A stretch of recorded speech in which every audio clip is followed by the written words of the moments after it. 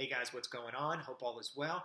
I got a request to do a video, but before that, actually, I want to let you know the background's different than normal because I'm here at my parents' house. It's Thanksgiving, and so yeah, I've got this little random beechwood stuff in the back.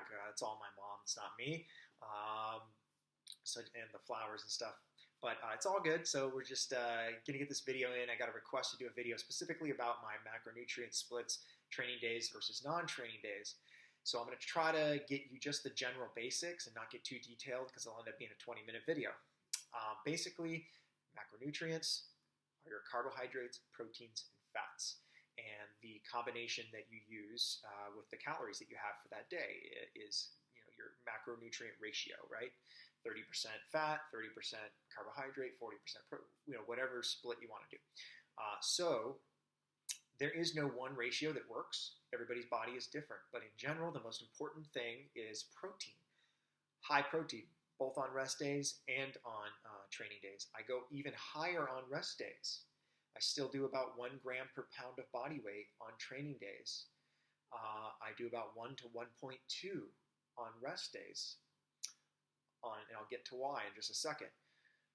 Also, if you have a lot of weight to lose, you don't want to do 1 gram per pound of body weight. You want to do 1 gram per pound of lean body mass. You can go on Google and find out really quickly how to figure that out. There's calculators online, super easy. Lean body mass, 1 gram per pound. If you have a lot of weight to lose, because you don't need that much protein. If you're 280 pounds or something, you don't need 280 grams of protein. That being said, I like to use 1 gram per pound for myself and anyone who's about 15% body fat or lower.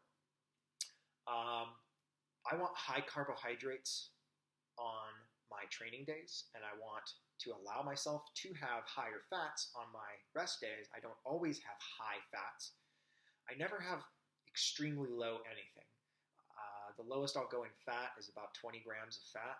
Anything lower than that, you're starting to, play around with having problems. You want to make sure that you're able to function optimally. Fats are really important for a lot of reasons. Hormonally, they're very important. Certain vitamins are fat soluble, so on and so forth. So you really want to make sure you do get fats. So on my training days, I try to go lower in fat. Sometimes it's 20 grams, sometimes it's 40 grams. Sometimes it's 44 grams. No big deal. It's not the end of the world if you go a little bit over on your fat. The most important thing is that you get a good amount of carbohydrates on your training days. And the reason why is because carbohydrates are what's going to signal that insulin to that insulin response and to start rebuilding building muscle basically.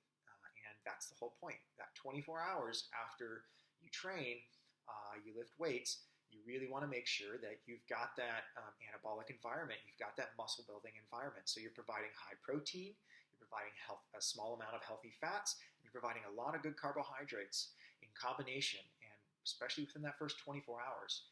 So usually my first rest day after a training day, I'll kind of go, more, I'll still kind of go more moderate in fat and keep the carbohydrates relatively high. And usually one of my other rest days, I'll go ahead and allow myself to have, 70, 80, even 90 grams of fat, no problem at all.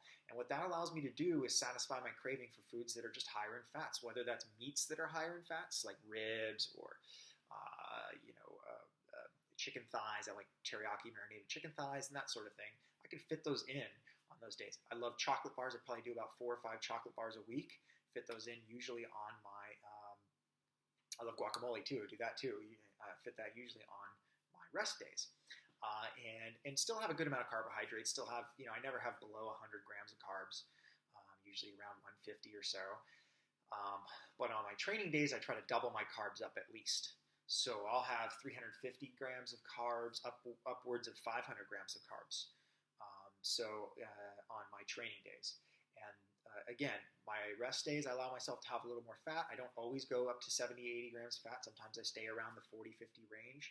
Really, all you need is like 30 to 40 grams for the most average people of fat, and that's plenty to get all the benefits that you need from your healthy fats. But every now and then, hey, I like to eat just higher fat days. I usually fast longer because fat has about 9 calories per gram, whereas carbs and protein have 4. So the same amount of food, you get more than twice the amount of calories, And if you're counting your calories, which you should be, you're eating less food. And there's something to be said about eating less food. It's a mental thing. It's a thing about making you feel full and satiated. So, and fats can be tricky. You cook with a bunch of fats, and you're not really feeling like you ate a bunch more food, but you got a lot more calories, so you run out quicker. So on those days when I know that I want to eat my chocolate bar and I want to eat some guacamole and more fatty foods, I try to really extend my fast as much as possible, as late as possible, and really go into that caffeine and the sparkling water, break my fast with an apple, have like 2 cups of Greek yogurt, with some fruit in it or something, and then have my first meal like way late into the afternoon, and then go ahead and enjoy myself a big old candy bar or whatever and a snack, and then I'm done for the day and I'm satisfied.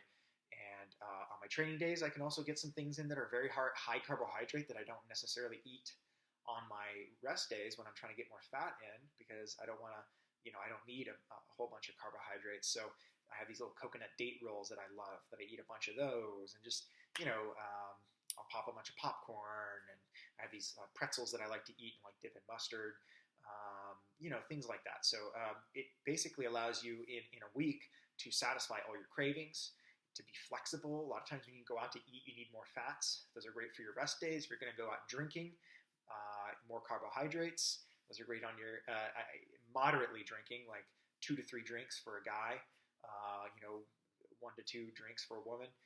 No problem there. Make room for calories, make some carbohydrates, make some room for some carbohydrates. And even on a training day, it is not going to keep you from building muscle. It hasn't kept me from building muscle. I'm doing okay. So that's the short answer. There is no perfect ratio. Some people are more satiated. Again, you guys, this is about allowing your life to be as flexible and enjoyable as possible. Allowing your diet, if you're dieting, to be as enjoyable as possible. So if you really enjoy like chocolate bars and they satiate you, then great.